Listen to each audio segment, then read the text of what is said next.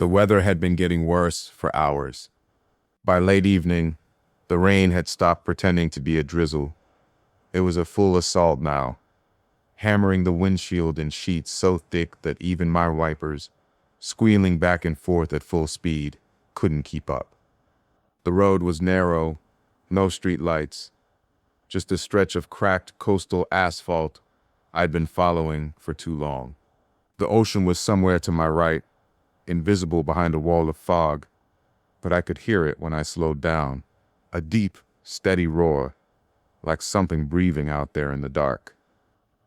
I was tired, bone tired, the kind of tired where your eyes ache and the lines on the road start to blur together. That's when my engine coughed. Twice.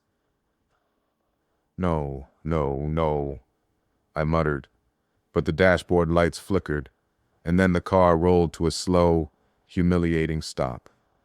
I sat there for a moment, hazard lights clicking in the silence, rain ticking against the roof. I tried the ignition twice. There was no one coming down this road. I hadn't seen another car in over an hour. That's when I noticed it.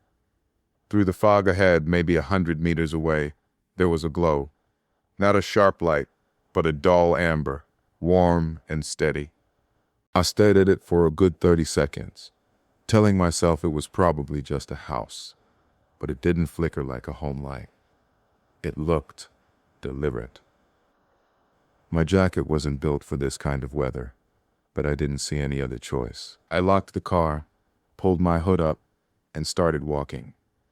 The gravel road that led to it was so overgrown, I almost missed the turn. The stones crunched under my shoes, slick with wet moss. Every step seemed to push the fog closer, swallowing the sound of the ocean. When the building finally emerged, I stopped. It was big, 3 stories, white once, but now streaked with rust and salt. Wooden shutters hung crooked, some windows were broken. Above the double glass doors was a weathered sign that read, Strand Hotel. I'd heard that name before, not recently, not in any official capacity, but in passing conversations in small cafes, the way locals talk about places that are gone but not quite forgotten. Closed after the incident, they'd say, never explaining the incident. But here it was, lit up like nothing had happened. Behind the glass doors, the lobby glowed golden. I could make out the shape of a desk, a few chairs, something steaming on the counter. I tried the door. It opened easily, the hinges letting out a tired groan. The first thing that hit me was the smell, a mix of dust, old wood, and coffee. Fresh coffee. Behind the desk stood a man, late 60s maybe, dressed in a perfectly pressed maroon vest with brass buttons, a goatee, pin glinting under the light. His hair was white and combed to the side, his posture straight as a soldier's. "Good evening," he said, as if he'd been expecting me. "Rough weather." I hesitated in the doorway. "Yeah, my car died on the road. Unfortunate. But you've made it here. You'll be needing a room."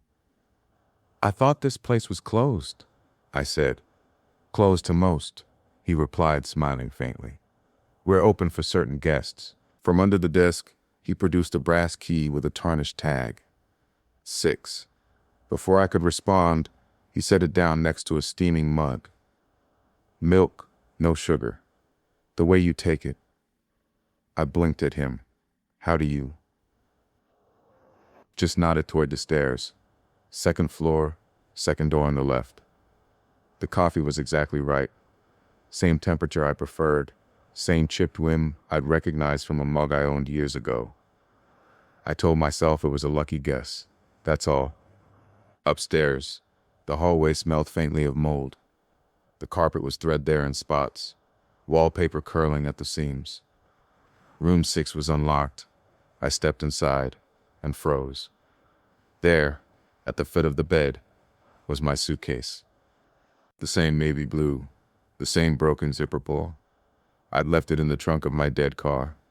I unzipped it slowly.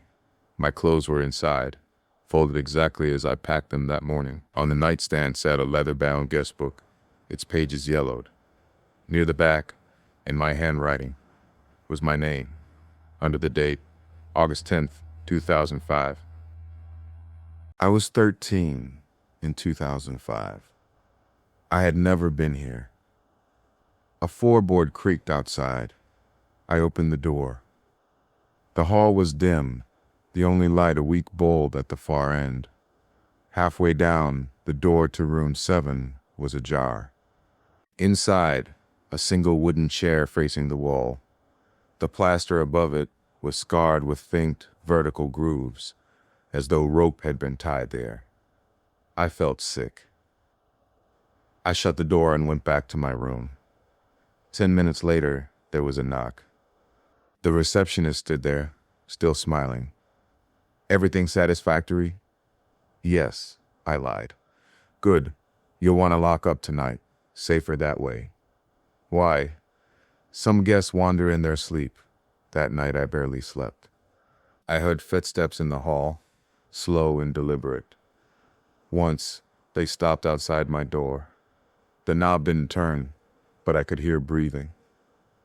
I followed the sound later, only to find it coming from the locked staff-only door at the end of the hall. Behind it, muffled voices, low and steady, like someone reading a list. In the lobby, I noticed a wall of framed newspaper clippings. One read, "Women vanishes from Strand Hotel, nobody found." The photo showed a woman in her 20s. She looked exactly like me. The receptionist appeared beside me without a sound. "You always find your way back here," he said quietly. "What do you mean?" My voice shook. He didn't answer. He gestured toward the staff door. "We've saved your room." I should have run, but I followed him. The door opened to a narrow staircase, leading down into darkness. The air was damp, metallic. At the bottom stood a younger man, with the same pale eyes as the receptionist. His smile was identical to the one in the newspaper photo. I turned to flee. The lobby was gone. The door was now a paneled wall. The windows were boarded from the inside. Footsteps behind me. A hand gripped my shoulder. Then, black.